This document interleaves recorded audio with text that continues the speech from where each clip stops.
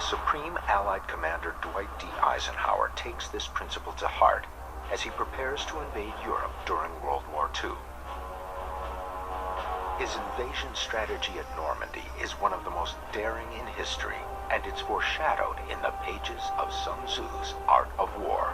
By 1944, Nazi Germany knows the Allies are coming, but they don't know where or when. It's very clear at some point that in order to win World War II, the Allies would have had to invade the continent. And the build-up in England, is the only place they could build up from, meant it was going to come somewhere on the coast of France. The only question is where. There are only 3 feasible locations where the Allies could land: the Pas-de-Calais, the Cherbourg Peninsula, or the Normandy beaches. The reason why this was true is that the Allies were absolutely certain to only land on a beach that could be protected by the air power of the fighter planes that could fly out of southern England. The range of these fighters was 400 miles. Therefore, any landing site had to be within 200 miles of these beaches. But even with air support, the Allies know a beach invasion of Europe is nearly impossible.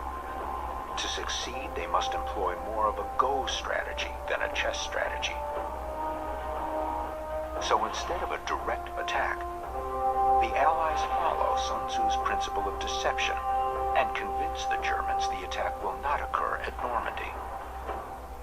One way Normandy is comparable to Go is the fact that the deception is involved. As you're playing Go, you are signaling by your moves which parts of the territory you're going to try and conquer. What the Allies were able to do with the clever use of deception, as well as actually clear military logic, was to convince the Germans that when it came, it would come at Pas-de-Calais. And when in fact, they planned to come at Normandy. It's called Operation Fortitude, and it's one of the most complex deception campaigns ever attempted. The Allies create a fake army that appears ready to strike at Calais. They use inflatable tanks, planes, and trucks to fool German photo reconnaissance. They would move the tanks and the trucks around at night, and they would have men with rollers actually making the tracks so that there would actually be tracks in the ground so that it would look like there was a real movement of troops during the night.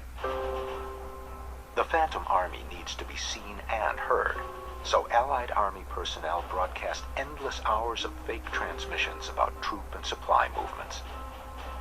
On the one hand, you would think it'd be a bit of a funny job because you're just sending bogus traffic. But on the other hand, it's a very important job that if they were lax in it or they didn't do it well, it would defeat the whole purpose of the deception plan.